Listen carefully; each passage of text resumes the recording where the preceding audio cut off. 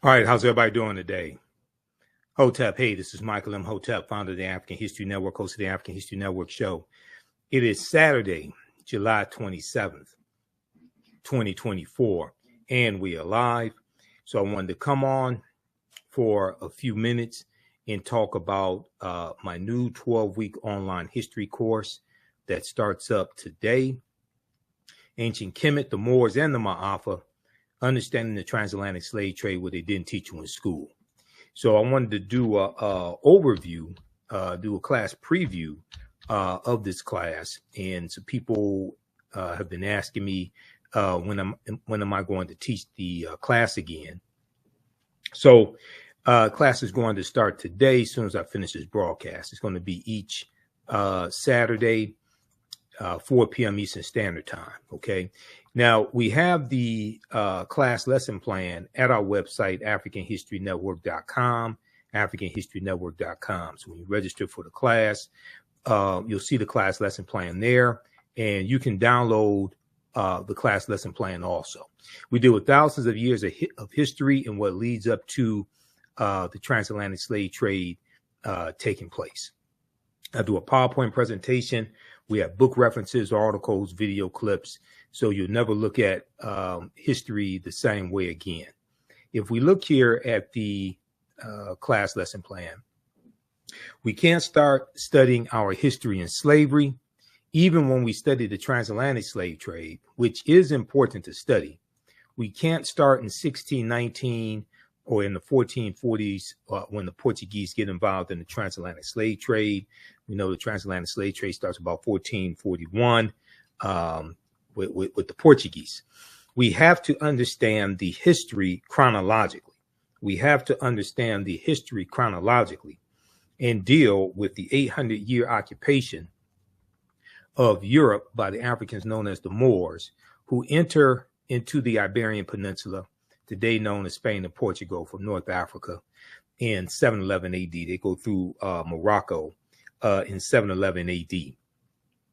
This course not only deals with the transatlantic slave trade, but thousands of years of history that leads up to the transatlantic slave trade taking place. So I do a PowerPoint presentation. We have book references, articles, video clips, excerpts of interviews that I've done with some of our scholars like Professor James Small, Professor Kabahaya Walter Kamene, Renoka Rashidi, Tony Browder, etc. So, and this information is PG-13, so you can use this with your children also. You don't have to buy any of the books if you don't want to. I'll show you excerpts of the book on the screen, but they're good to have for your own personal library. All right. And also, I'm going to show you some of the slides that we show in the class as well. Okay. How's everybody doing? Give us a thumbs up, give us a heart, give us a like on this broadcast, and invite your friends to tune in also. If we go here to the PowerPoint presentation here quickly. And I've been teaching this class on and off since 2017. Okay. And, you know, I've been studying history 34 years now. And this class has evolved a lot since I first started teaching it. Okay, so we have so much additional information in this class. This course not only deals with the transatlantic slave trade, but thousands of years leading up to it. Now, we know August 20th, 2019 marked the 400th year anniversary of the 20 and odd Africans who came into Point Comfort on August 20th, 1619, in what would later be called the colony of Virginia.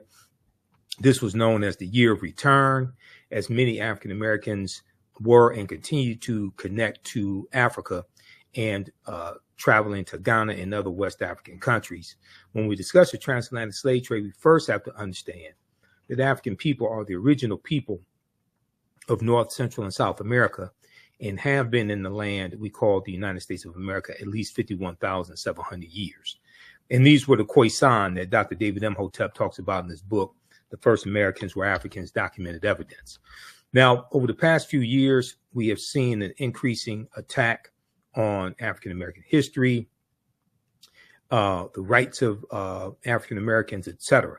We see what's going on in Florida with their college board standards when it comes to social studies and the attack on the on the advanced placement African American Studies course in Florida.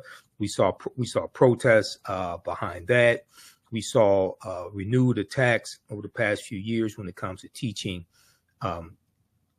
African American history during African American History Month or Black History Month, because of the anti-critical race theory laws that have been passed in a number of states, especially former Confederate states.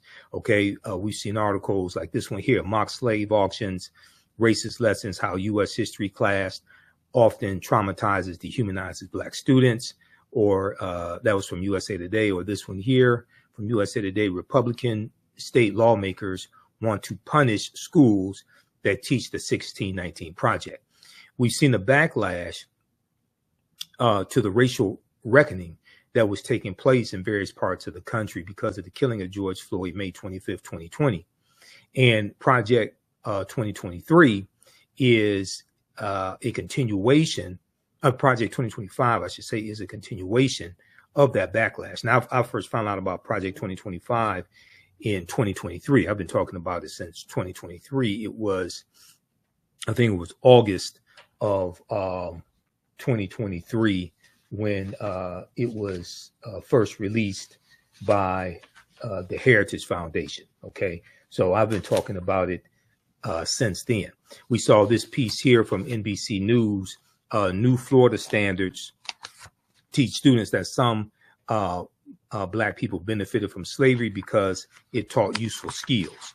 So we see this nonsense that is taking place across the country. April 2023, Mandate for Leadership, that was released in April 2023 by the Heritage Foundation. So we see all of this is taking place across the country, and your understanding of politics is directly related to your understanding of history. Your understanding of politics is directly related to your understanding of history.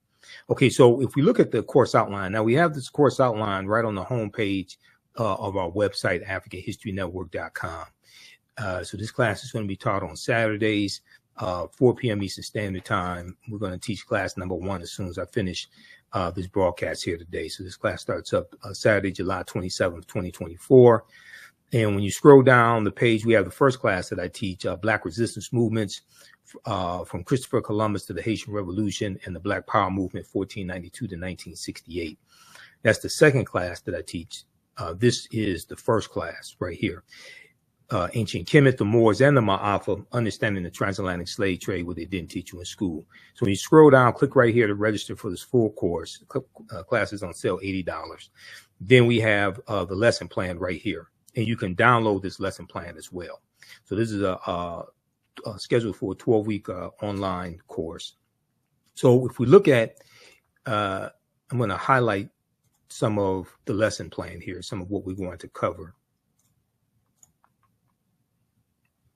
So we'll look at, we do with thousands of years of history, and we'll look at some ancient history. We'll talk about Dinknesh, Australopithecus afarensis, who was discovered in 1974 by Dr. Donald Johansen. And it was Dr. Yosef Ben Yakinen that called her Dinknesh, which means you are amazing. She's known as the mother of humankind.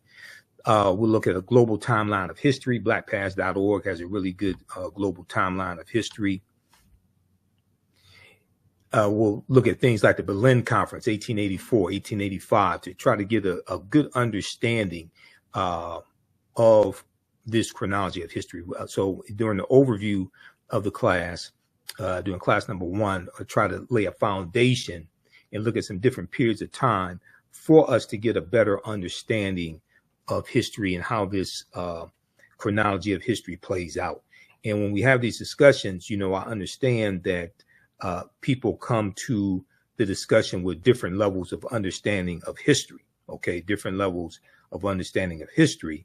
So that's why it's important to try to lay a good foundation. We'll look at, you know, I talk about Juneteenth some as well, and how Juneteenth can be used as a very powerful tool to educate our people on history and what happened after, what happened during the Civil War, what happened after slavery ended, the Reconstruction era.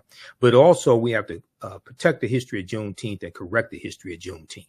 Okay, Juneteenth was not the last day of slavery, as unfortunately you'll continue to hear sometimes in mainstream media. That's just blatantly false. Juneteenth was not the last day of slavery.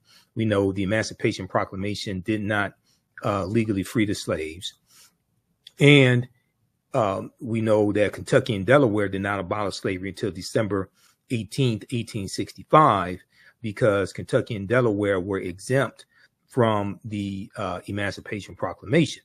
Okay, so because it only applied to territories or states in rebellion, and they, Maryland, Missouri, Kentucky, and Delaware, which are known as the border states, they stayed loyal to the Union. They did not take up arms against the Union, so they were allowed to keep their slaves. Okay, so we'll talk about, like I said, we'll talk about Dinknesh. We'll deal with, we'll talk some about Juneteenth. This was a good article from 2021 entitled, "Most Americans Know Little or Nothing About Juneteenth." Most Americans know little or nothing about Juneteenth, poll finds.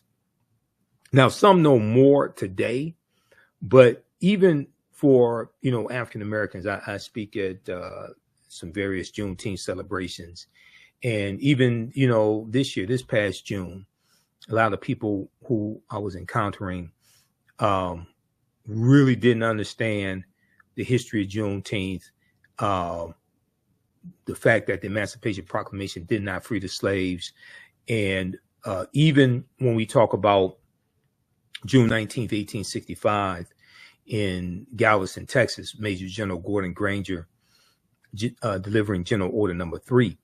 The 250,000 enslaved Africans in Galveston, Texas, all of them did not get the word on June 19th, 1865, that slavery had ended. Now, this is before the 13th Amendment, which was ratified December 6, 1865, okay, which legally frees the slaves. But it's going to take Major General Gordon Granger and his approximately 2,000 Union troops, almost all of them African-American men. It's going to take them almost 1 year to go all throughout Texas and physically bring Texas back into the Union. It took military force to do this. So different cities in Texas get the word on different dates that those African Americans are going to get the word on different dates that they were free. Okay, it's going to come to Houston, Texas. That's going to be on June 20th, if I remember correctly. June 20th, Houston, Texas. June 20th, Austin, Texas. June 23rd. Okay. All of them did not get the word on June 19th. June 19th is the agreed upon date to commemorate Africans in Texas getting the word that they were free. But that's not the date that everybody found out. And we know that there were some slave owners who kept their slaves until 1866 as well. Okay, so it's a deep history, but Juneteenth gives us an opportunity to force into a national conversation a history that Republicans are passing laws in various states to suppress the teaching of that history. Okay, so this gives us an opportunity to correct the history of Juneteenth and protect the history of Juneteenth. And we know that Project 2025 is going to continue the misinformation and continue to attack the teaching of the civil rights movement, African-American history to various extents, the history of slavery, etc. All of this is connected. Okay, this did not come out of a vacuum. This is all a white backlash to any perceived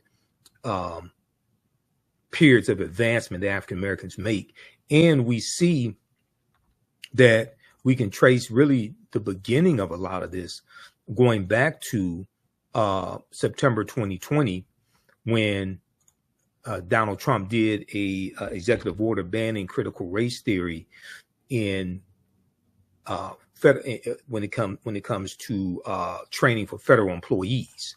This was September 2020 that Donald Trump signed this executive order, and this is going to be 6 months before Christopher Rufo, the conservative activist Christopher Rufo, before he did his series of tweets in March 2021, talking about how conservatives wanted to redefine critical race theory.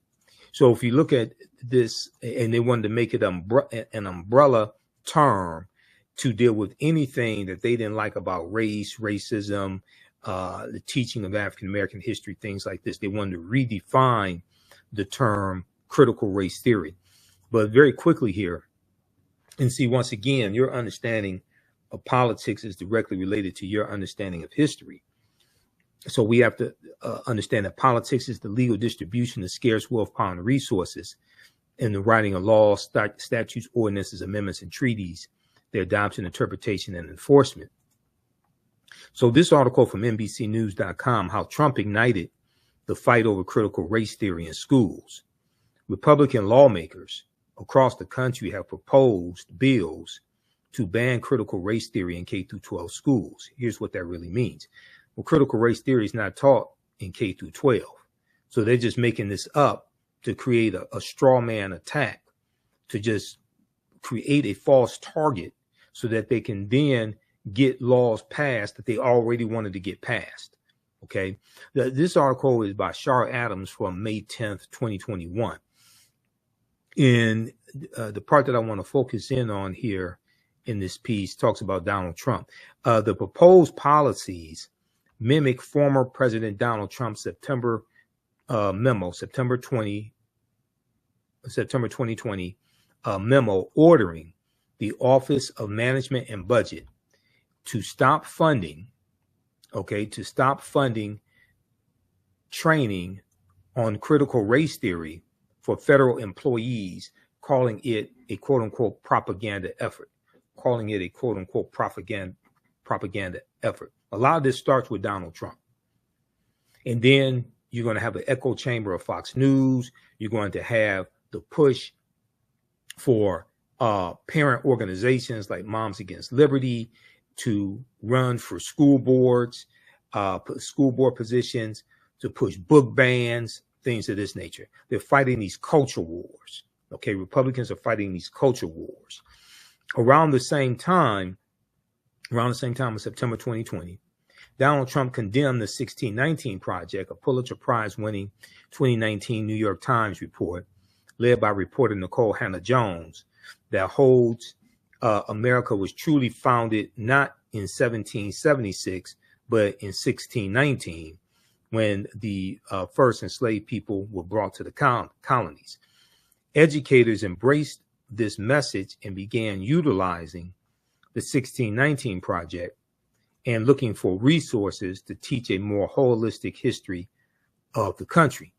Donald Trump rebuked the 1619 Project as a quote, warped, distorted, end quote, portrayal of American history. Both the memo and this attack sparked the commission of the 1776 Project, okay, the 1776 Project, meant to combat contents of the 1619 Project. The countrywide uprisings in the wake of George Floyd's death, which was May 25th, 2020, only fueled the matter, with pundits debating the nation's fraught history of racism. So Donald Trump's memo on critical race theory, September 2020, that's a few months after George Floyd is killed. Okay, and remember, you had all the protests in the streets behind the killing of George Floyd. This was during COVID, so a lot of people were at home anyway. They're watching the news, they're watching cable news, they're following every aspect of the protest. And then also keep in mind the next month after George Floyd was killed was June 2020. That's when a lot of people found out about Juneteenth. A lot of people found out about Juneteenth, June 2020. So they started celebrating Juneteenth as well. And June 1st of 2020 was the 99th commemoration of the Tulsa Race Massacre. So a lot of people started finding out across the country about the Tulsa Race Massacre, a lot of non-white people. And probably a few African Americans as well started finding about the Tulsa Race Massacre as well, right in the month of June. Now, thus, although President Joe Biden reversed Donald Trump's initial ban in January of 2021, when Biden became president, the seed had been planted. The seed had been planted. Okay. So this is when you see me on Roland Martin Unfiltered, and I've been on almost 4 years. Every Friday as a panelist providing historical and political analysis. When you see me on my show, the African History Network show that I've been doing 14 years, you hear me say your understanding of politics is directly related to your understanding of history, because politics is the legal distribution of scarce wealth, power, and resources, and the writing of laws, statutes, ordinances, amendments, and treaties, their adoption, interpretation, and enforcement.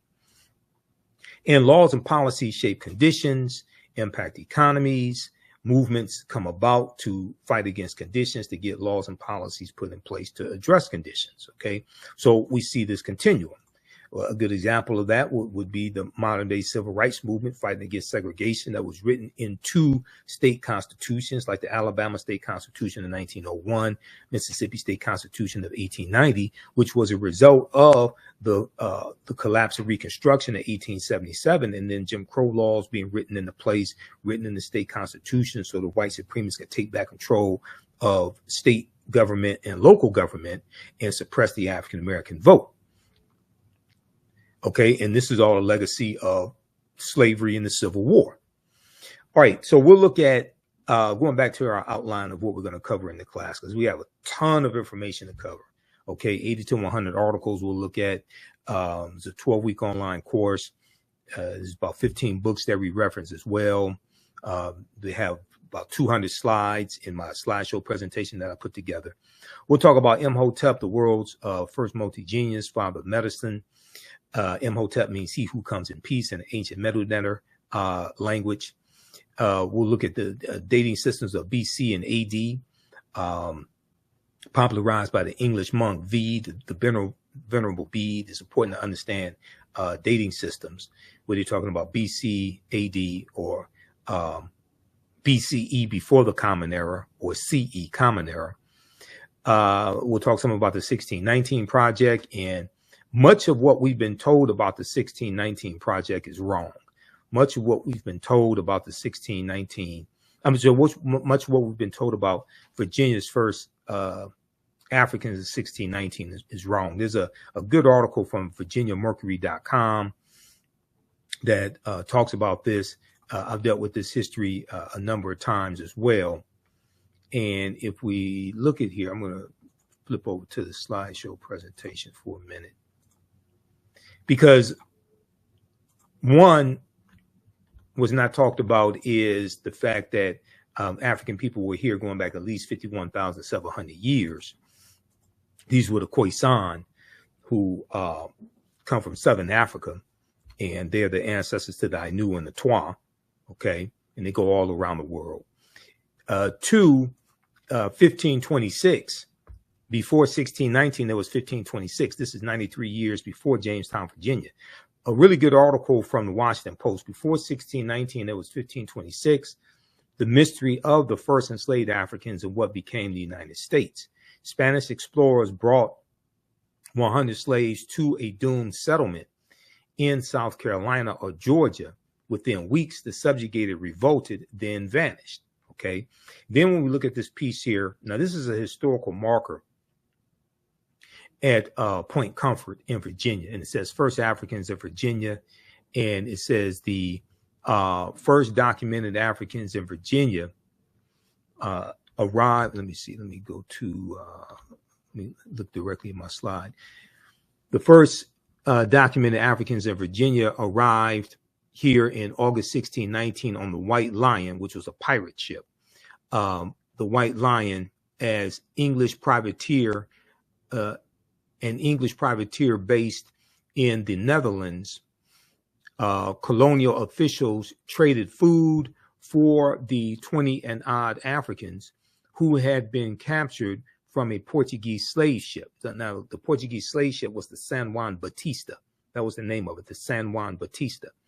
Among present-day Hampton's earliest African residents were Anthony and Isabella. Their son, William, who was born about 1624, was the first child of African ancestry known to have been born in Virginia, okay, circa 1624. Many of the earliest Africans were held as slaves, but some individuals became free.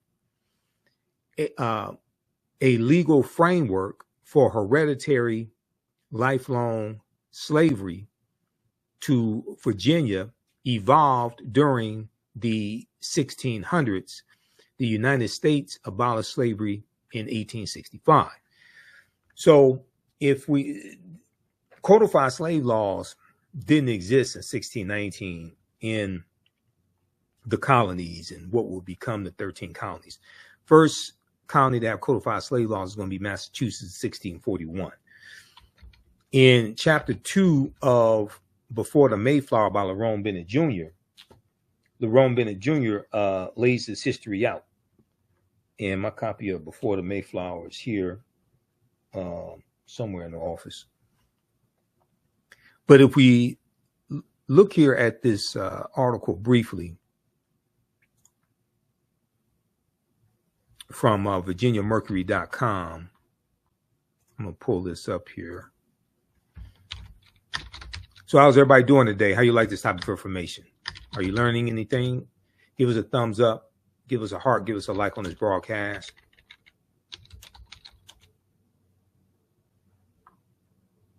And you can register for this new 12-week online course right now.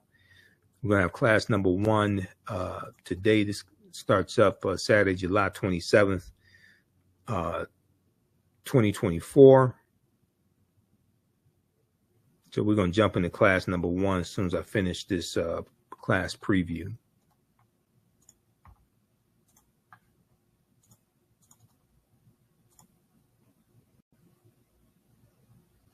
Okay, if we look at this right here.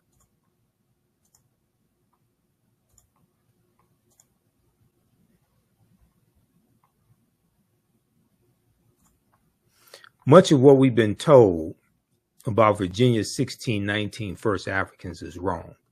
Much of what we've been told about Virginia's 1619 first Africans is wrong. This is from August 11th, 2019. I'm not going to go through the whole thing. You can read it, but it gives some background history on those 20-odd Africans, and they're on the San Juan Batista Portuguese slave ship, and there's about 350 Africans there. They're from Angola, from the area that's present-day Angola.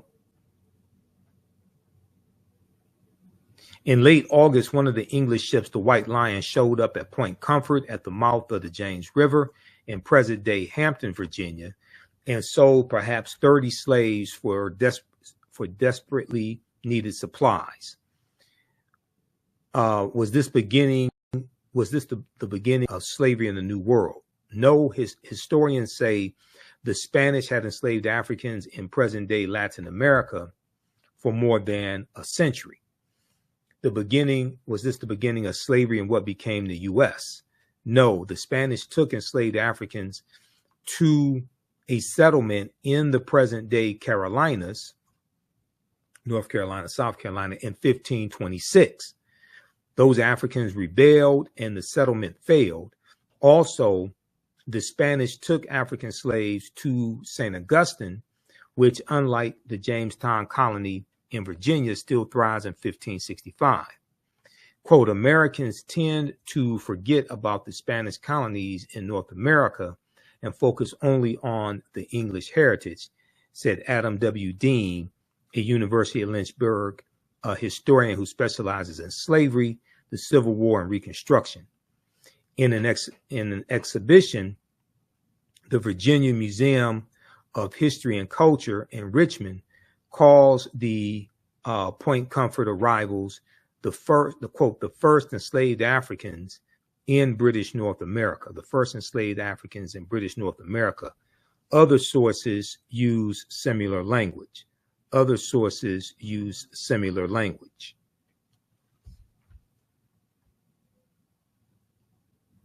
Then that's the best description. Not really, said Beth Alston, a Hampton historian, a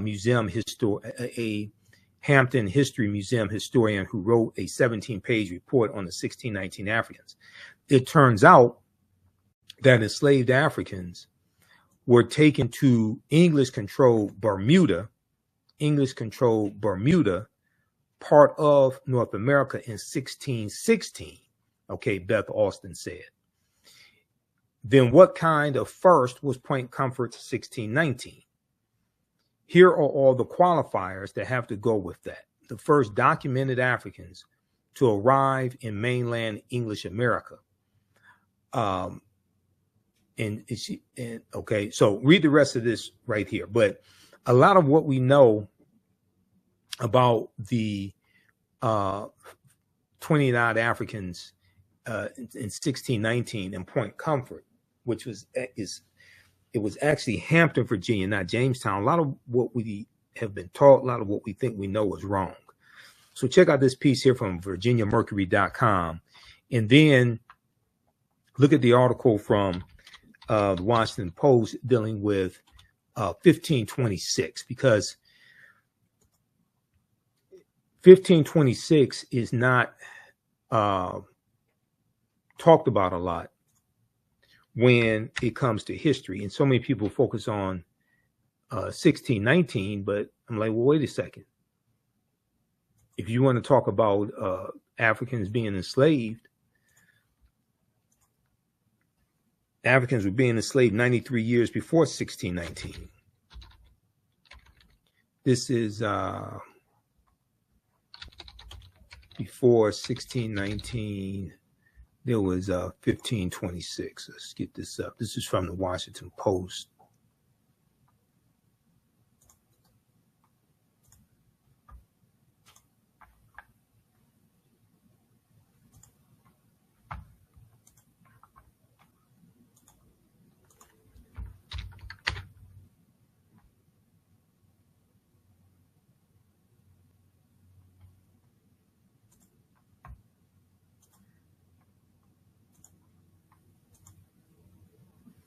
All right, this one right here. Before 1619, there was 1526, the mystery of the first enslaved Africans of what became the United States.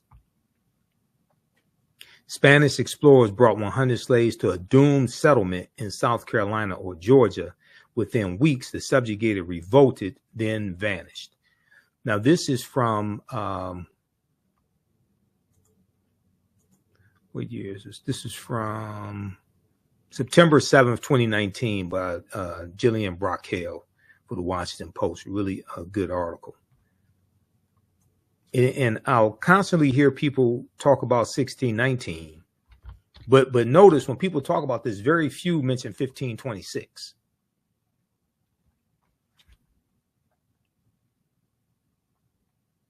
Which is, to me, is really strange. Especially when you look at the fact that the Spanish were the second ones involved in the transatlantic slave trade, and the Spanish were involved in the transatlantic slave trade before the English got involved. The English get involved in 1562.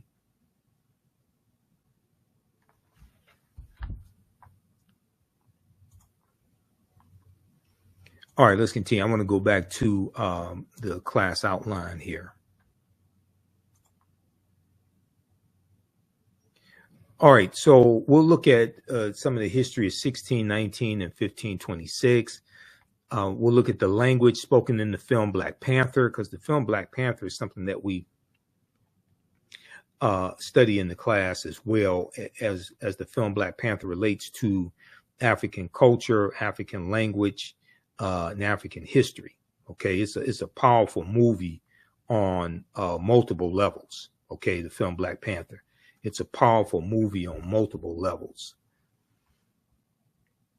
We'll talk about what a Bantu language is also, because the movie spoken in the film Black Panther is isiXhosa, and isiXhosa is a Bantu language. Now, Maryland, Missouri, Kentucky, and Delaware were border states, and they were exempt from the Emancipation Proclamation. Maryland did not abolish slavery until November 1st, 1864. Okay, this is almost 2 years after the Emancipation Proclamation. Okay, Maryland did not abolish slavery until November 1st, 1864. There's a really good article from the Washington Post again called The Not Quite Free State of Maryland. Let me pull this one up here. The Not Quite Free State of Maryland.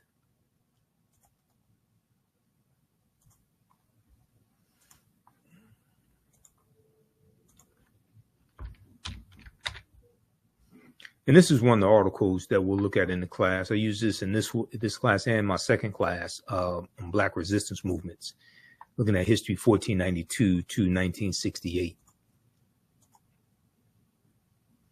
The Not Quite Free State. Maryland dragged its feet on emancipation during Civil War. They had to put it on the ballot to determine whether they want to end slavery or not. Elsewhere in the country, anti-slavery measures progressed rapidly. Congress freed the slaves in the District of Columbia in 1862, compensating their owners.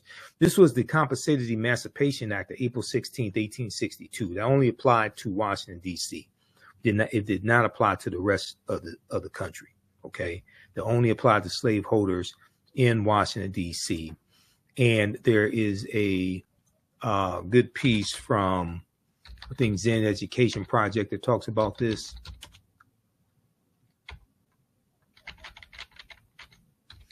This also came up when I did my presentation for the Detroit Reparations Task Force, March 2nd, 2024 as well.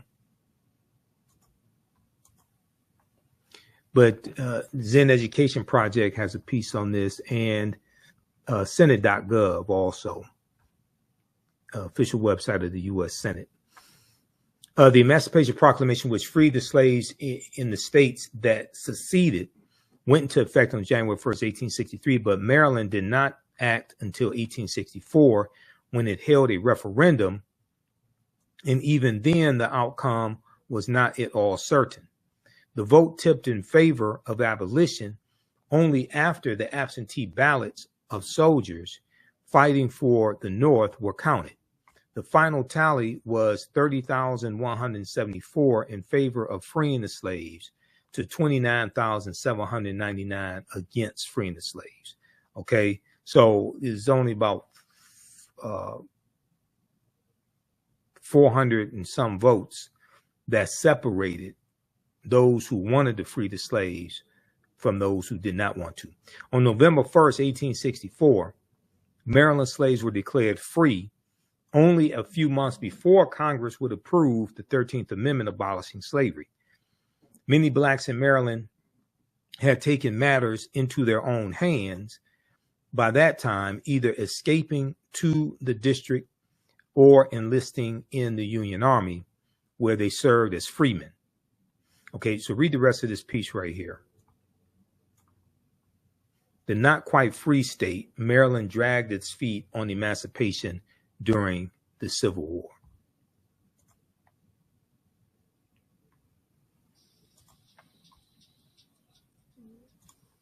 All right, and let me see something. Hold on. All right.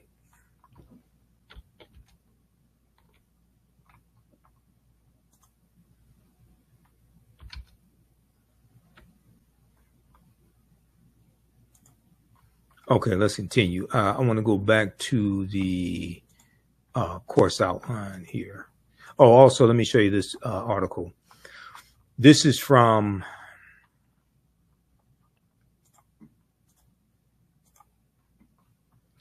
this piece is from Senate.gov. Senate.gov is the official website of the U.S. Senate.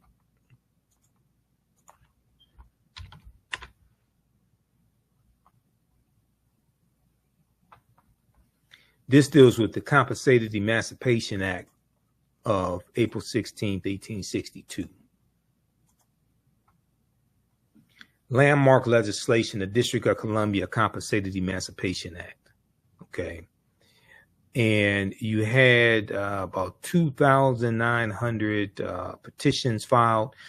President Lincoln signed the bill into law on April 16th, 1862, freeing enslaved people in the district and compensating owners. Freeing enslaved people in the district and compensating owners. The Hartford Daily Current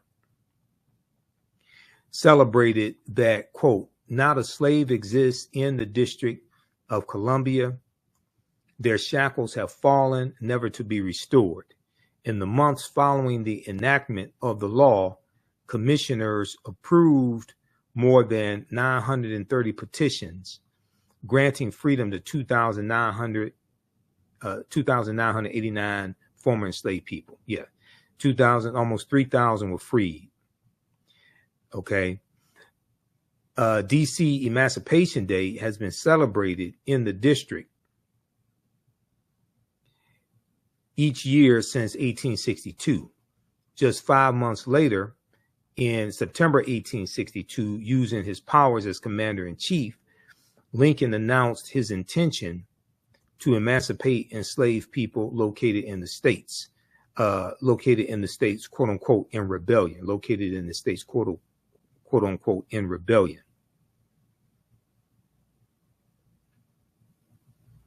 On January 1st, 1863, the Emancipation Proclamation granted freedom to enslaved people residing in Confederate states not occupied by Union forces. The 13th Amendment, ratified by the states on December 6, 1865, abolished slavery within the United States or any place subject to their jurisdiction. So check this one out because it deals with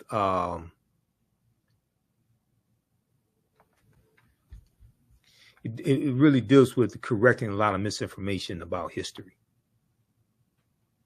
Now, there were February 22nd, 2024 on MSNBC, Tremaine Lee talked about his podcast dealing with reparations, and it can be found at msnbc.com. And in his podcast, he talked about you had 5 or 6 African-American slave owners in Washington, D.C., because most of them owned family members. They were buying family members out of freedom. They were buying family members out of slavery, I should say. And they submitted petitions, and they were granted reparations for their slaves also. So you'll have these exceptions to the rule.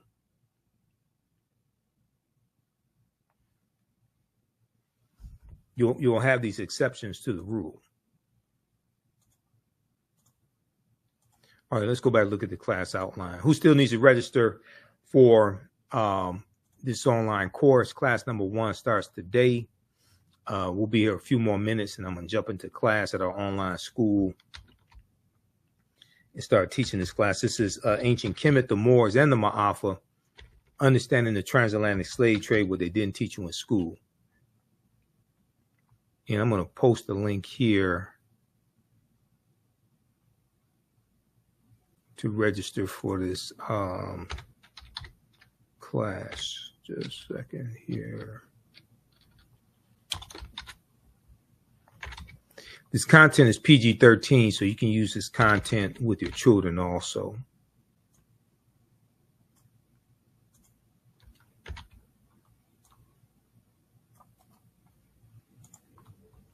So we do the sessions live. All the sessions are archived and recorded. You can go back and watch it anytime. So a year from now, 2 years from now, you can go back and watch the entire course.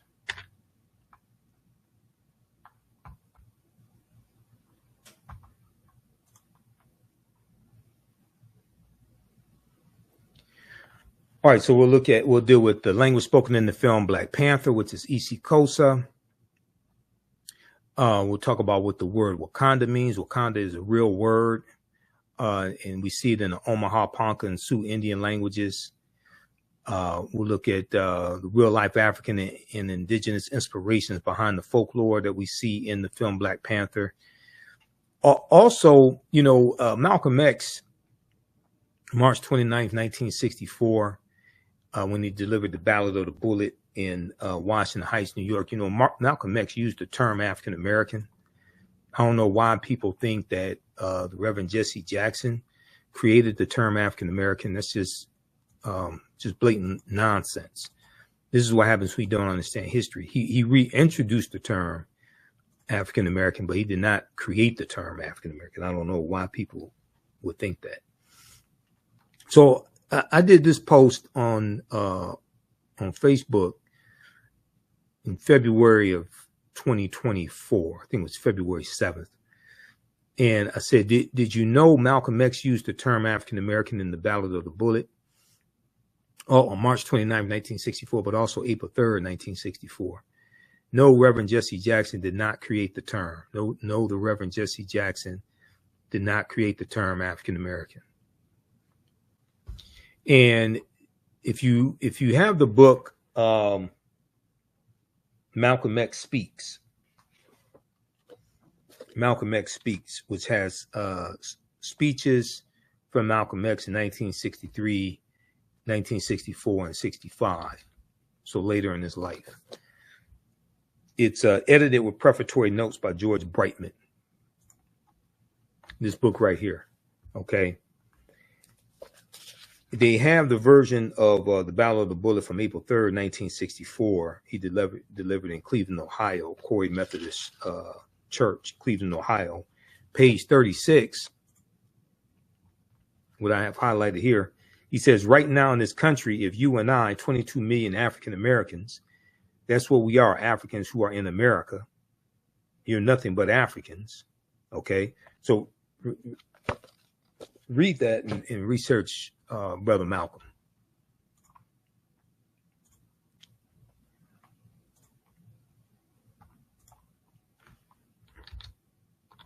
I want to go back to the timeline here.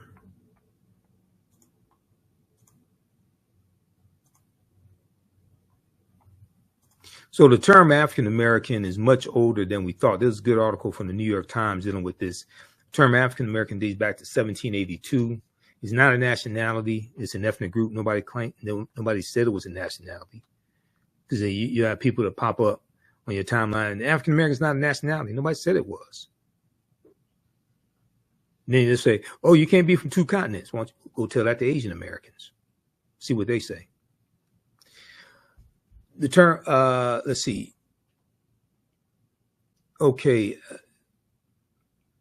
So we do it. The pyramid principle that I use in my classes that two of my teachers, Dr. Linda Jeffries and Professor James Small, use when they teach as well. This right here. Let's go back to the PowerPoint presentation. So this is Dr. Francis Cress Welsing that wrote the ISIS papers, Keys to the Colors. I interviewed her 3 times on the African History Network show. I did this post back in, July 2023, when they had the Essence Music Festival. Okay, the Essence Music Festival, and Megan Thee Stallion performed, and there was a lot of social media discourse about it and a lot of articles written. And I posted this meme here with a quote from Dr. Welsing, because unfortunately, I saw Megan Thee Stallion's performance. Essence Music Festival, they broadcasted live on Hulu in prime time, Hulu Live. and it was horrible. It was horrible. Dr. Wilson said that we're the only people on this entire planet who have been taught to sing and praise our demeanment. I'm a bitch, I'm a hoe, I'm a gangster, I'm a thug, I'm a dog. If you can train people to demean and degrade themselves, you can oppress them forever. You can even program them to kill themselves, and they won't even understand what happened. Now, she was a psychiatrist. Okay. So if you're not familiar with Dr. Frances Cress Welsing, she's an ancestor now. I was at her memorial service in Washington, D.C. But if you're not familiar with Dr. Welsing, go research that sister.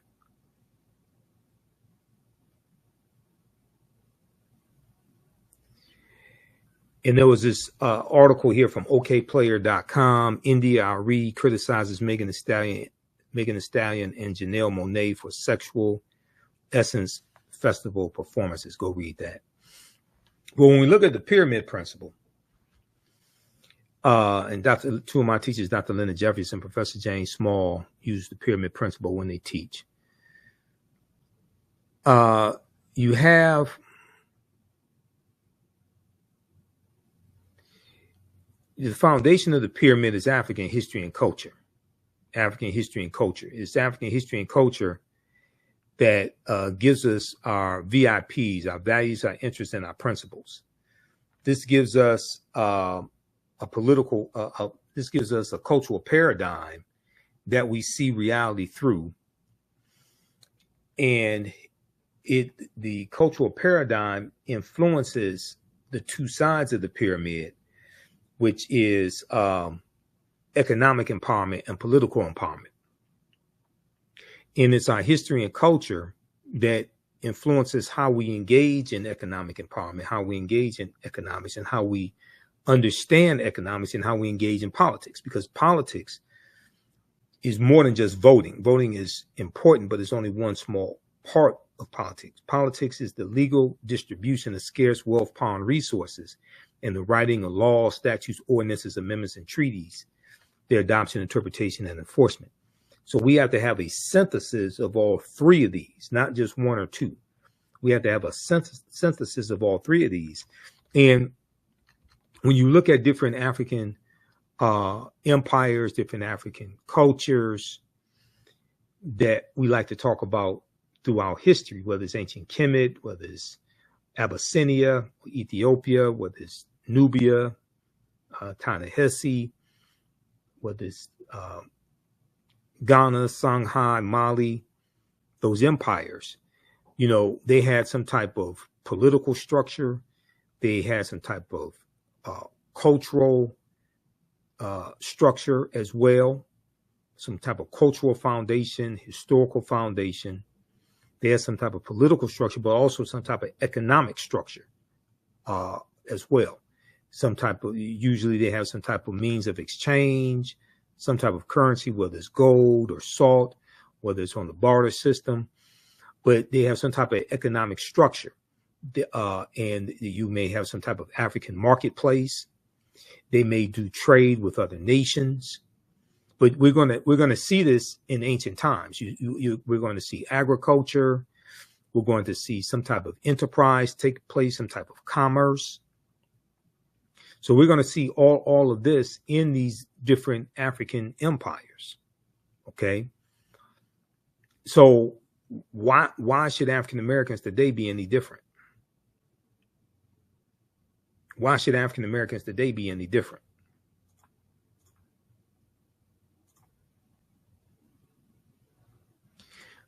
We'll look at excerpts of the book. You know, I'll talk about Dr. David Imhotep, who's a friend of mine. He's an ancestor now. We know he passed away in 2023. But his groundbreaking book, The First Americans Were Africans, Documented Evidence, he lays out this history, and his book contains 713 footnotes, and thoroughly documenting an African presence in the land we call the United States of America, going back at least 51,700 years ago. And he cites a archaeological discovery by Dr. Albert Goodyear made in Allendale County, South Carolina in 2004. And they found 13 different types of evidence thoroughly documenting an African presence in this country going back at least 51,700 years ago. They found artifacts, architecture, campsites, carvings, Egyptian writings, footprints in lava, genetic M174D haploid groups dealing with DNA and genetics, linguistics, paintings, scales, skeletons, structures, and tools. Okay. So here's a picture of Dr. Albert Goodyear. Now, this is a good article from November 18, 2004, from ScienceDaily.com, called New Evidence Puts Man in North America 50,000 Years Ago. New evidence puts man in North America 50,000 years ago. Radiocarbon tests of carbonized plant remains, where artifacts were unearthed last May along the Savannah River in Allendale County by University of South Carolina archaeologist Dr. Albert Goodyear, indicate that the sediments containing these artifacts are at least 50,000 years old, meaning that humans inhabited North America long before the last ice age. Now, when you have archaeological discoveries that contradict the Clovis culture theory that modern man was in North America only about going back to about 13,500 BC or so, okay, about roughly 15,000 years ago or so. When you have archaeological evidence that disputes that,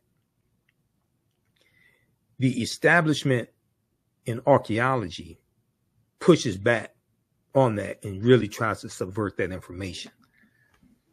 But African people were here going back tens of thousands of years, long before 13,500 BC.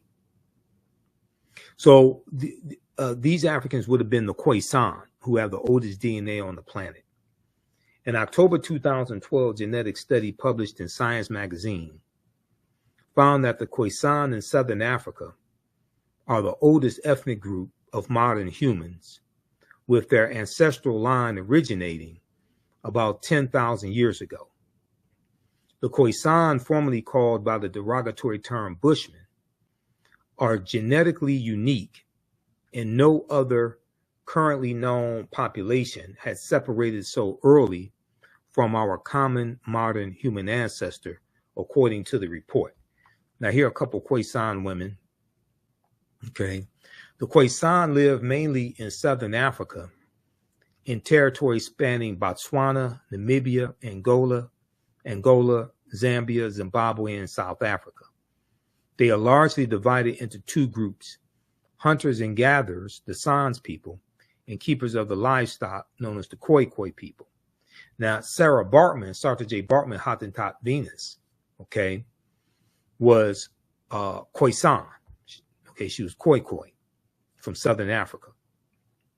And we know she was sexually exploited, abused, paraded around in freak shows in the early 1800s in Europe, okay? The Khoisan languages include the distinctive click sounds that are not found in the languages of their neighbors. There's a good article from AtlantaBlackStar.com, 5 groups that prove the first humans were black. This is from AtlantaBlackStar.com. Okay, so check that out. All right, so how y'all like this type of information? Give us a thumbs up, give us a heart, give us a like on this broadcast. Visit our website, AfricanHistoryNetwork.com, AfricanHistoryNetwork.com, so you can register for this full 12-week online history course. And I'm getting ready to, as soon as I finish this broadcast, we're going to jump in the class in my online school and start teaching class number 1. So these classes will be on Saturdays 4 p.m. Eastern Standard Time. We're running a little behind schedule today, so I had to get everything set up. But go to our website, AfricanHistoryNetwork.com, scroll down the page. You'll see the second class that I teach, Black Resistance Movements, Christopher Columbus, the Haitian Revolution, and Black Power Movement, 1492 to 1968. We do that on Sundays, 4 p.m. Eastern Standard Time. So click right here to register for the second course. You can register for the course bundle for both classes on sale for $120. Click right here to register for the course bundle. This content is PG-13, so you can use this with your children also. I don't do a lot of cursing. It's nothing like that. It's a very visual class. So we have 200 slides in the PowerPoint presentation, video clips that we look at, book references, 80 to 100 articles, and then we have class number 1 of Ancient Kemet, the Moors, and the Ma'afa, Understanding the Transatlantic Slave Trade. Click right here to register for that. And the class lesson plan is here for the full course. You can download the class lesson plan. Okay, so there's a ton of information that we cover in this class. I'm just giving you a brief overview. Okay, so have you all learned anything so far? How do you all like this type of information? And who still needs to register for this class? So when we scroll down, we look at some of the other content that we'll cover.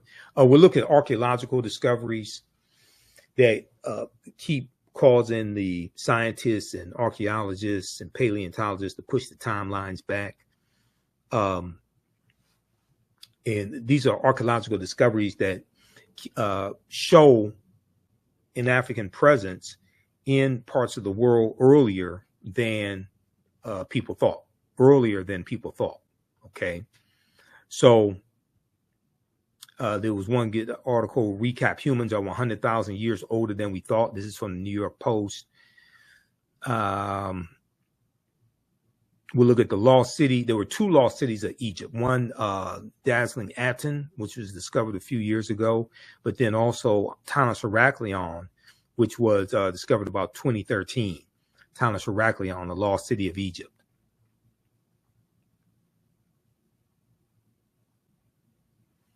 We'll look at some information from Tony Browder and excerpts of Nile Valley Contributions to Civilization. And I'll show you some excerpts of interviews that I've done with Tony Browder as well. We'll look at the Tekken, the African symbol of resurrection, coming from the story of Asar, Aset, and Heru, who the Greeks called Osiris, Isis, and Horus.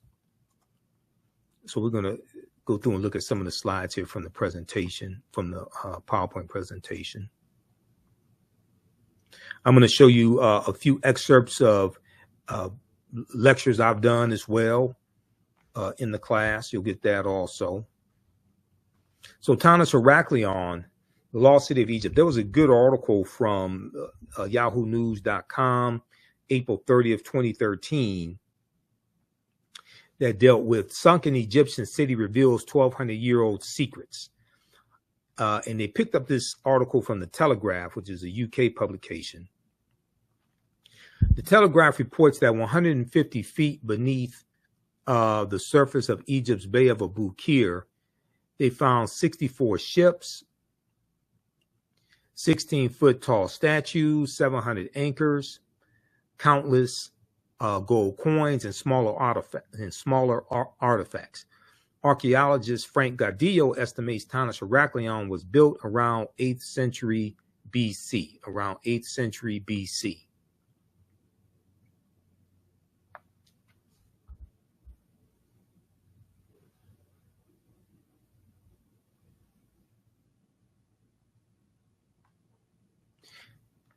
Here are a couple of the statues that they found at the bottom of the sea. These African statues, these Egyptian statues.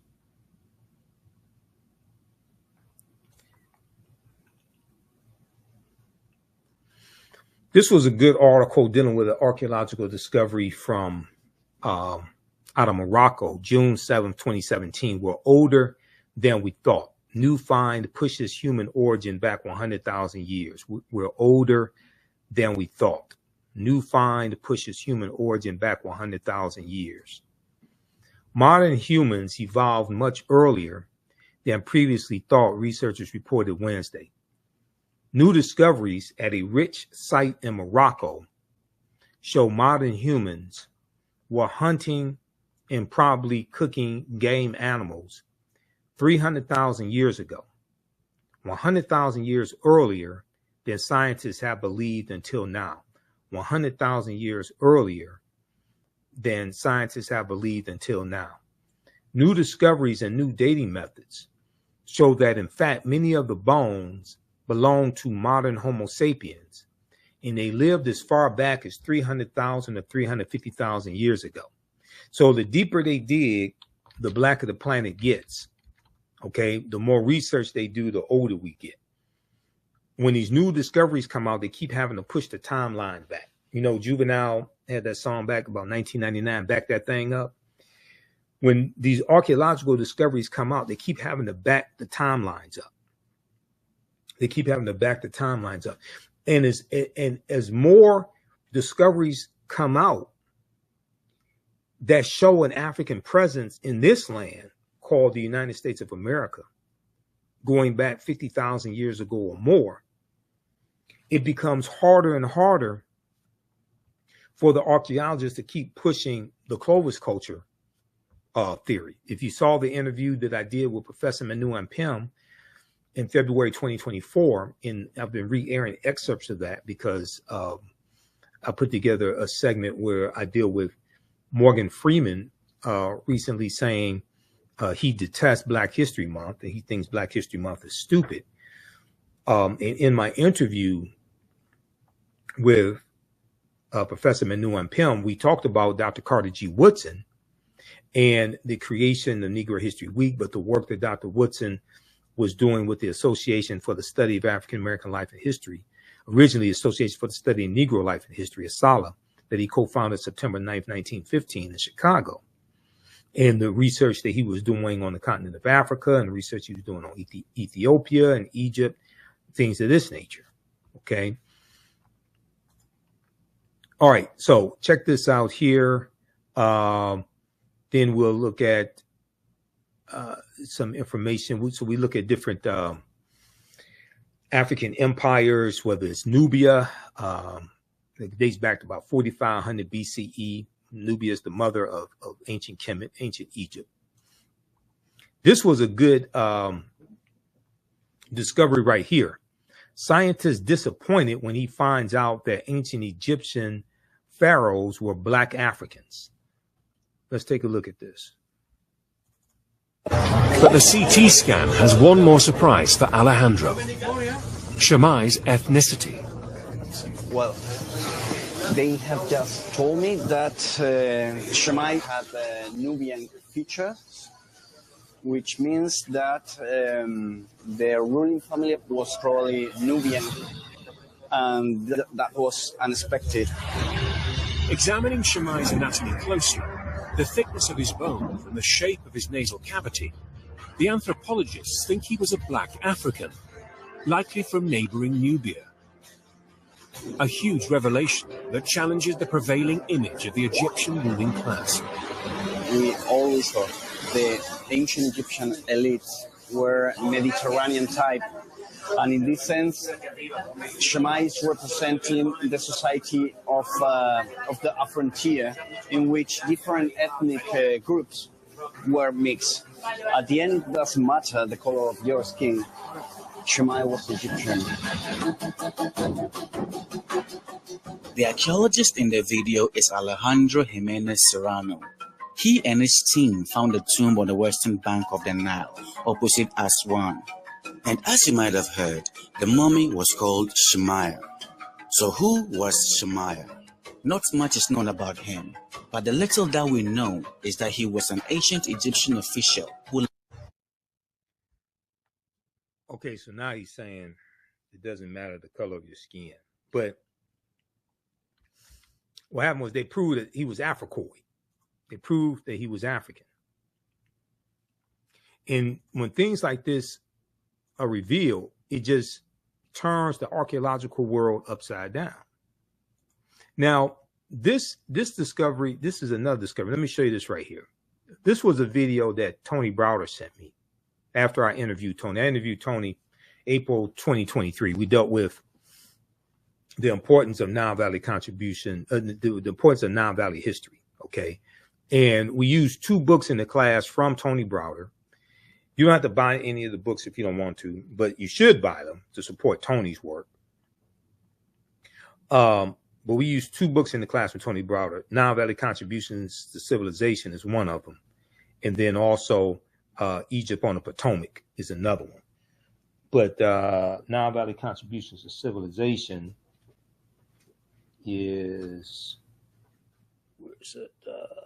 Where my books? I put it on the shelf here. Right here. Okay. I had the bookshelf behind me. I had to rearrange some things in the office, put a bookshelf behind me because I had stacks of books on the floor here. Okay. Nile Valley Contributions to Civilization by Tony Browder. This is one of the best books dealing with African history. So Tony sent me this video that I'm going to show you.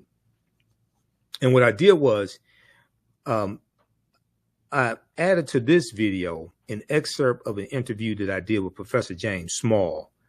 When I interviewed Professor James Small dealing with the Woman King, the movie The Woman King.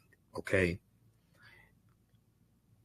And Professor James Small talks about what happened to the African Egyptians, the Black African Egyptians. Okay, what happened to them? Let's take a look at this video here. And this is from my YouTube channel, Michael Imhotep, Imhotep.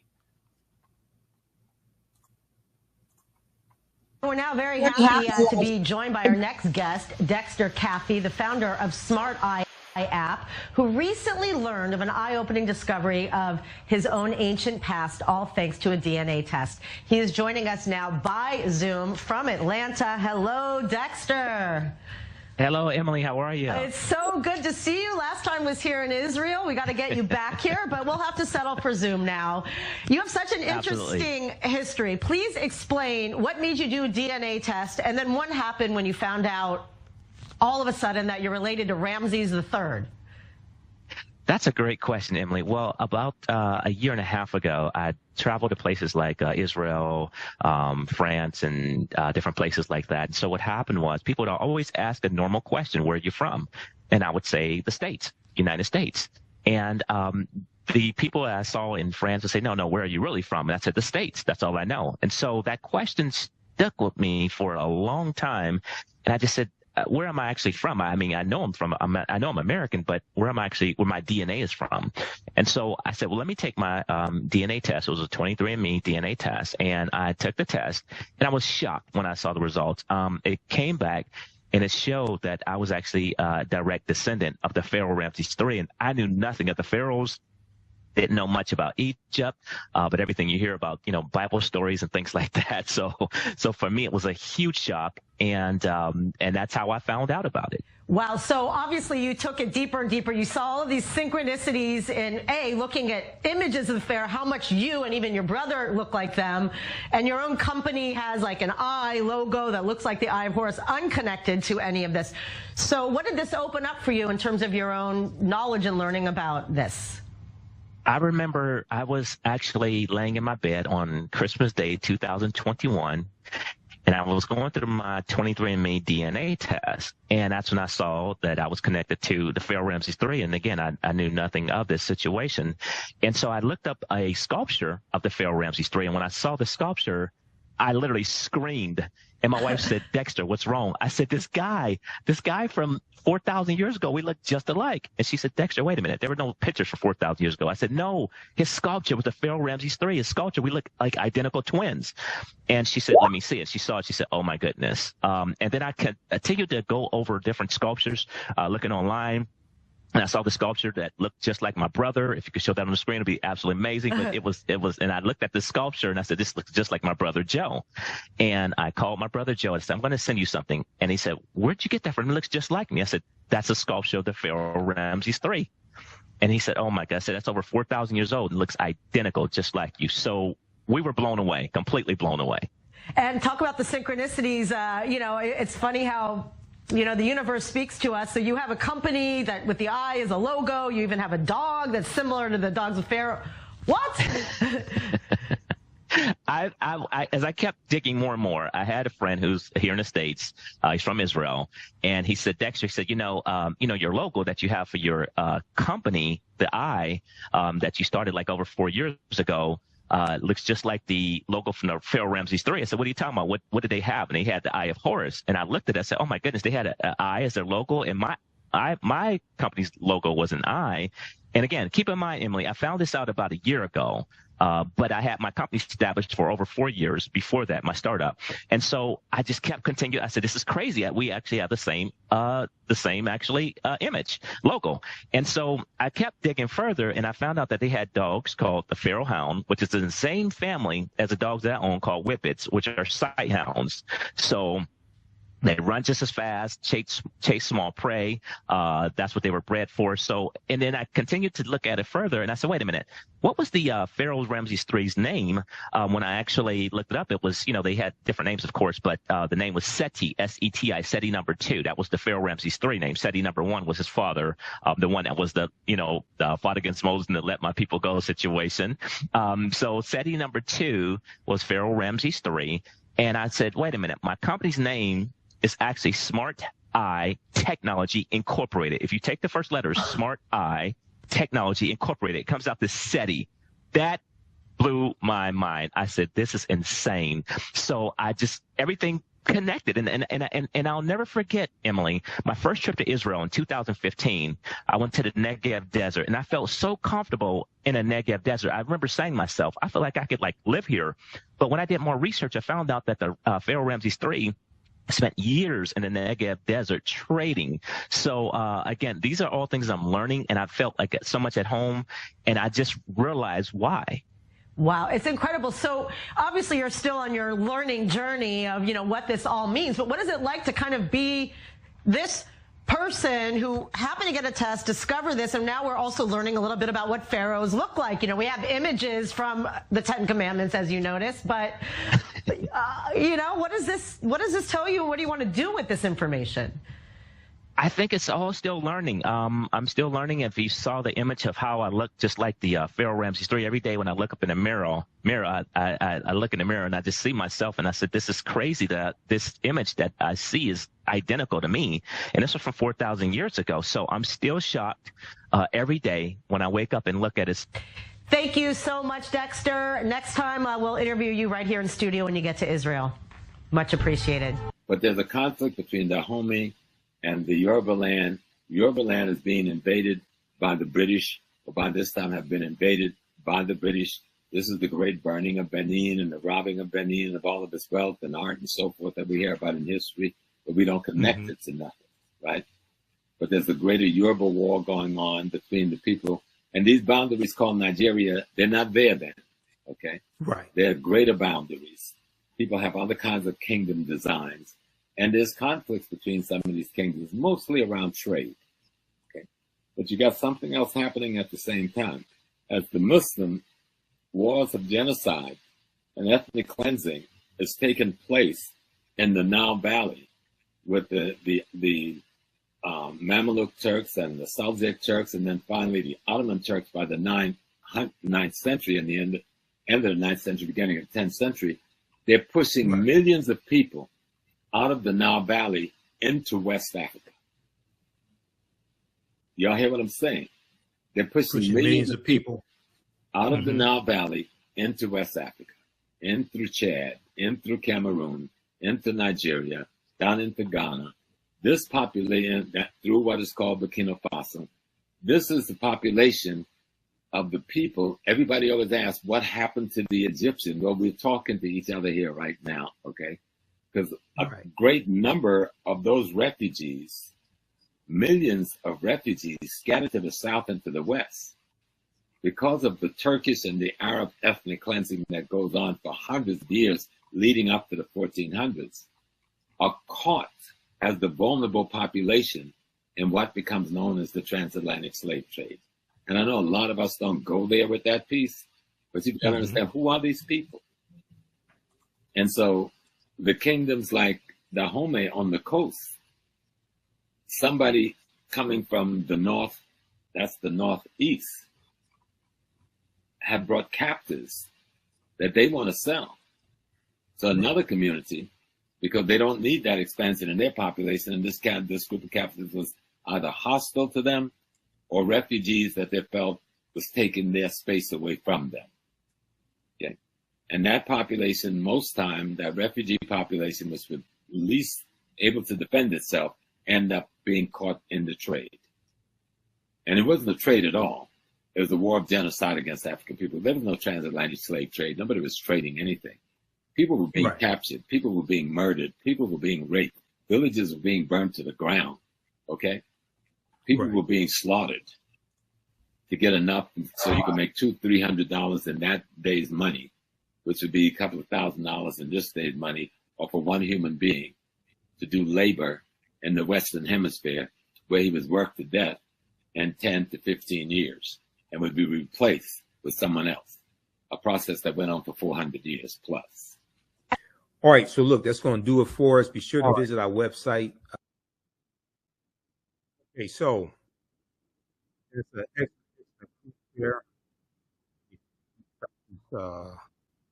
Clip from play.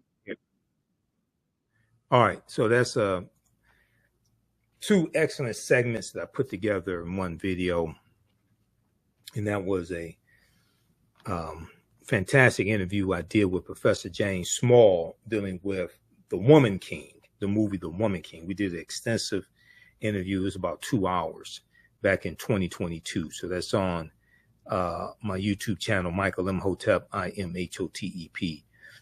You can check that out. Okay. All right. So be sure to register. Be sure to visit our website, AfricanHistoryNetwork.com. Register for this new 12-week online history course.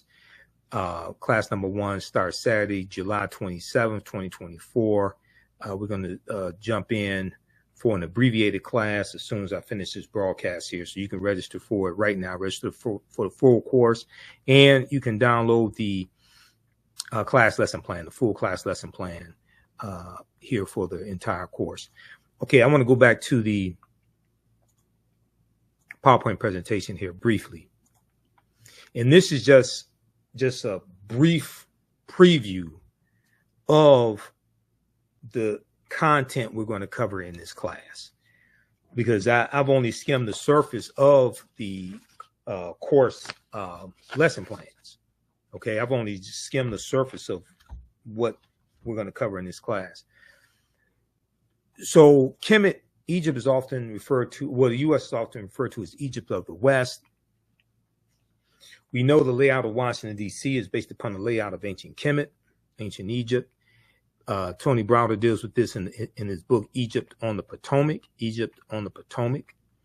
which we talk about here in the class as well. There's a good article from face-to-faceafrica.com called Cleopatra's Needle, how 3 ancient Egyptian obelisks ended up in New York City, London, and Paris, France. And the obelisks are what are called Tekenu, Teken for singular, Tekenu for plural. And these were symbols of resurrection coming from the story of Asar, Aset, and Heru, who the Greeks called Osiris, Isis, and Horus. Here we see the Tekenu from London, England, New York City, and Paris, France. Ancient Egyptians called obelisks Tekenu, and they were also used to tell the time in the past. Their pinnacles were basically covered in gold to reflect the sunlight. Historians say that obelisks represented immortality and eternity, and their long structure helped connect the heavens and the earth. Currently, Cleopatra's Needle is the name given to 3 ancient Egyptian obelisks, one in New York City, one in London, England, and one in Paris, France. However, they do not all come from one Egyptian site. Okay. And they talk about how the two obelisks were commissioned by Nesubiti Thutmose III or Pharaoh Thutmose III for the Temple of the Sun in Heliopolis near modern-day Cairo. This is a famous statue of Asar in the middle, Asar, Aset, and Heru, who the Greeks called Osiris, Isis, and Horus, and known as the First Holy Trinity. We know Heru was born of a virgin birth. Now, some of this information may go outside the circumference of some people's awareness. Just because you disagree with it or don't like it does not mean it's not true. Just means you have to do some research to understand what we're talking about. Okay. So Asar, Aset, and Heru, who the Greeks called Osiris, Isis, and Horus. He was born of a virgin birth on December 25th to the virgin Aset. We know that Aset means she of throne. It could mean she is throne also. And she's associated with love and fertility. Now, there were approximately 1,200 Tekhenu built in ancient Kemet in ancient times, but only about a dozen are found in Egypt today. Many of the Tekhenu removed from Egypt are now in Istanbul, Turkey, London, England, Paris, France, Berlin, Germany, New York, Rome, Italy, Vatican City, and elsewhere throughout the world. The Tekhenu are now called obelisks by their new owners, and few know their origin or that they symbolize the resurrection of the African king Asar. If you read page 17 of Egypt on the Potomac by Tony Browder deals with this information there. Now, when we look at Freemasonry, right? Freemasonry has its origins in ancient Africa, especially the Nile Valley region of Africa. The word Mason is derived from the Latin words mass and sun. Mason means child of light and expresses the desire to pursue light, which is a metaphor for the sun, which symbolizes knowledge. The term child of light, or sons and daughters of light, was first used to identify students who had completed 42 years of study in the temples of ancient Kemet. Many Masonic temples were modeled after the temples of ancient Kemet, places where knowledge was imparted in a series of steps or degrees. Okay, so the concept of going to a liberal arts school, or even the concept of liberal arts, comes out of the Nile Valley region of Africa. In Stolen Legacy by George G.M. James, he talks about the seven liberal arts, the trivium and the quadrivium. He talks about the logic and the arithmetic and rhetoric, things of this nature. Okay. And the concept of going to an institution of higher learning and getting your credentials in a series of degrees comes out of ancient Africa. But in the Grand Lodges, in their temples, you study for 42 years and you got 360 degrees of knowledge. Europeans learn less than 10% of what Africans taught them.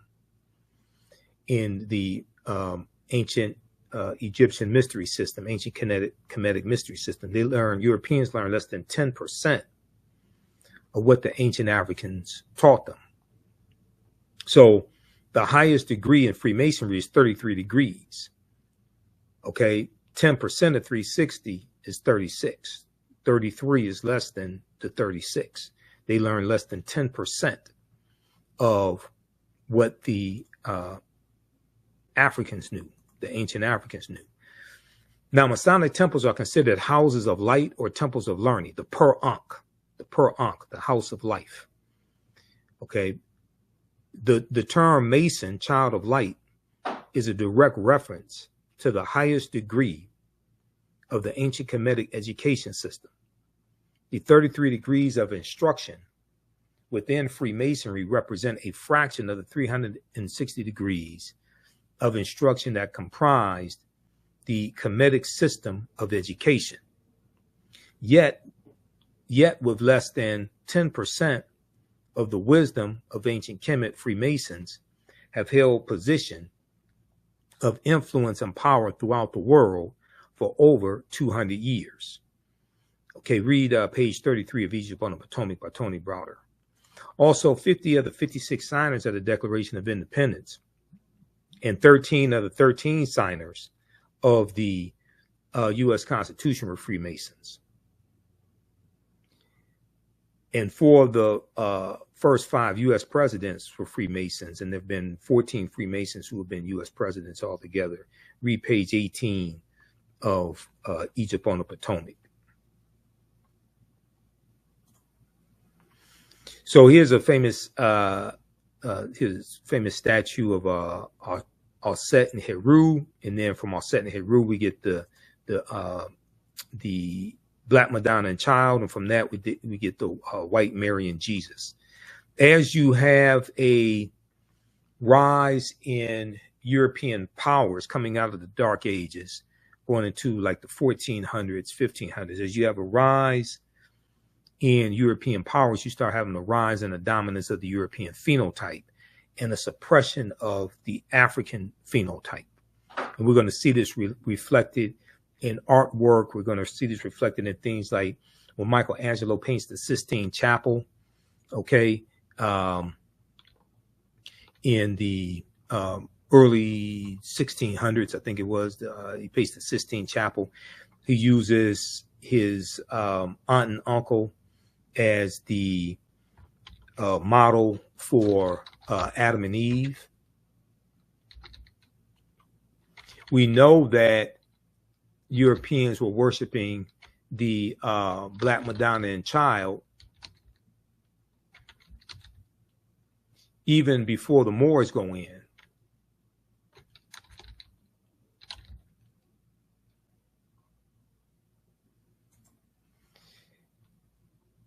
Let me look at something here.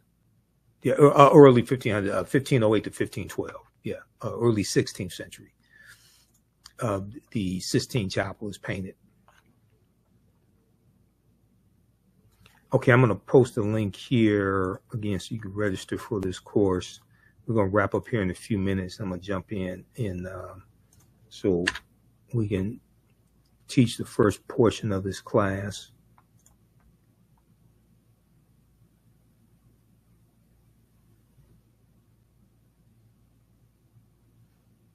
So we take you through our history, and then we will go through and look at some of the history of the Moors in Europe, and the Moors taking the teachings from the Nile Valley region of Africa, taking it into Europe. We'll look at things like why is Christmas celebrated on December 25th, because nowhere in the biblical text does it state that Yeshua or Jesus the Christ was born on December 25th. That deals with astronomy, and that deals with the winter solstice. And we know that the winter solstice is connected to Christmas being celebrated. Okay, and the winter solstice also is connected to the first day of winter. First day of winter occurs usually on December 20th or December 21st, right in that period of time.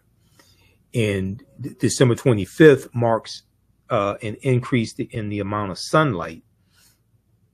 After December 21st, there's each subsequent day, there's an increase in the amount of sunlight. This all deals with astronomy.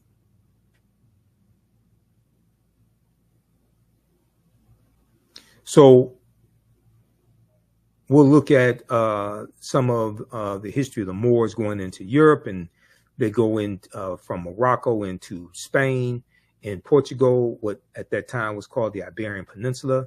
They settle in southern Spain. They call it Al-Andalus, which basically means to walk in the spiritual path or walk in the spiritual light. We know the word Moors, the word derived from the Greek word maros, M-A-U-R-O-S, which literally means black or a very dark color. The Romans adopt this word and call them Mari, M-A-U-R-I. The Mari were Northwest African people who were very dark-skinned.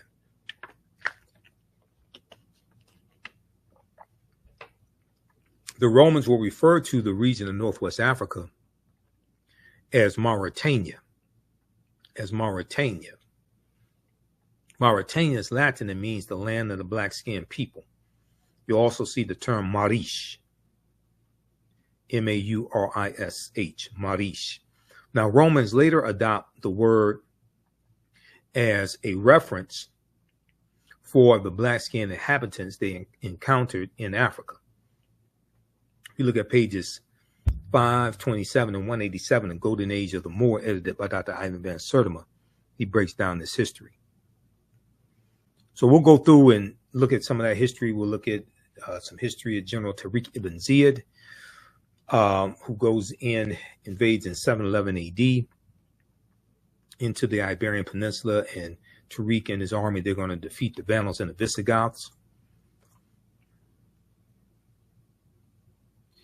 So we'll look at some of that history. We'll talk some about the Queen Cleopatra VII as well, in the documentary series from Jada Pinkett Smith, African Queens, that and there was an installment that dealt with Queen Cleopatra. So we'll talk about that some as it relates to history.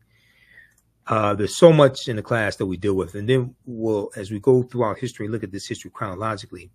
We also deal with Christopher Columbus, because Columbus is so important to understand, because Columbus helps lay the foundation for slavery, racism, capitalism, and the exploitation of indigenous people. When we look at where he goes on his 4 voyages, he never came to the land we call the United States of America. The closest he comes here is Cuba, which is 90 miles away, but he's going to conquer Hispaniola in 1492. That's where you have the Dominican Republic and Haiti. He conquers Jamaica, 1494, Puerto Rico in 1493. So he goes into the Caribbean and South America, Central America. He never comes to the land that we call the United States of America. But I mean, Columbus's voyages, that's going to lead to the Asiento de Negros, signed by King Charles V, or King Charles I, in August of 1518. Okay, that's going to lead to that. Okay, the Asiento. And we're going to read about people like Bartholomew de las Casas, Right Reverend Bishop Bartholomew de las Casas, who traveled on voyages with Columbus and kept a diary, and those diaries were turned into books.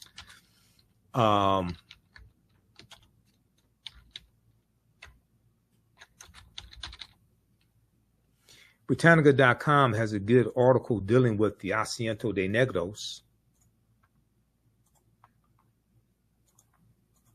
This right here.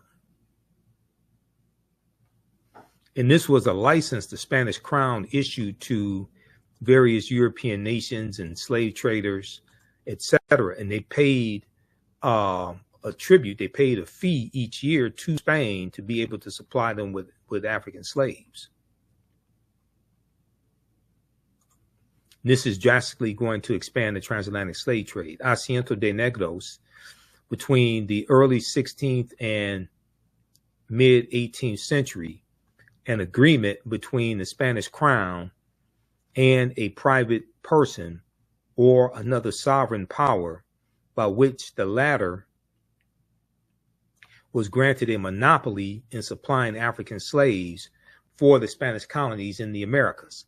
The contractor, the ostentista, agreed to pay a certain amount of money to the Spanish crown for the monopoly, and to deliver a stipulated number of male and female slaves for sale in the American markets.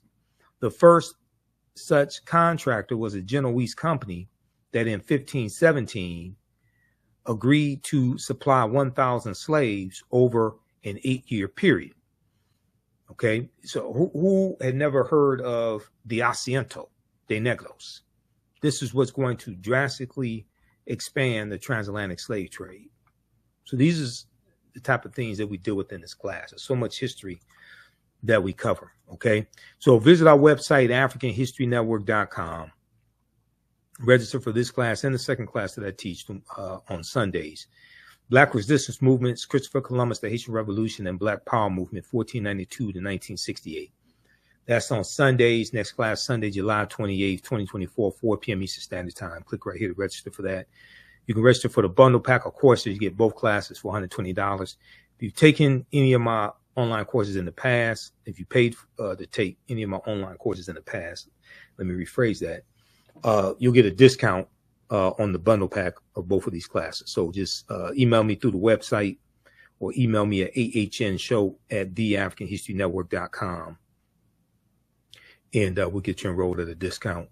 And then the first class, Christopher, Ancient Kemet, the Moors, and the Ma'afa, Understanding the Transatlantic Slave Trade, what they didn't teach you in school. Class number 1, Saturday, July 27th, and we'll normally teach class 4 p.m. Eastern Standard Time. And download, we have the class lesson plan here. Download the class lesson plan. Now, you can be sure to watch the African History Network show Sundays, 9 p.m. to 11 p.m. Eastern Standard Time on Facebook and YouTube. Download the iHeartRadio app to your smartphone because we're on iHeartRadio as well. Wherever you get your podcast from, your audio podcast, search for the African History Network show. And click right here to listen to podcasts on our Blog Talk Radio channel. You can support us through Cash App and PayPal, $ the AHN show through Cash App, $ the AHN show through Cash App. Also through PayPal, paypal.me/the AHN show. So click right here for the link. We have our QR code right here. So you can support us $5, $10, $15, $25, $50, $100 or more. This helps us keep doing the research, stay on the air, keep broadcasting, pay some of these bills as well, because we're dealing with some significant financial challenges here in July that I have to take care of this month. You can support us through PayPal as well. And this is our official Cash App account, $ the AHN show, SHOW. When you go to it, it'll say, Michael, these other ones here are some fake African History Network Cash App accounts I'm still trying to get shut down. All right, so look, we have to get out of here, and I have to teach this class. Remember, right now it's correct your own behavior. It's not over till we win. Wakanda forever. Hopefully you learned a lot today. Hope to see you and your family in class.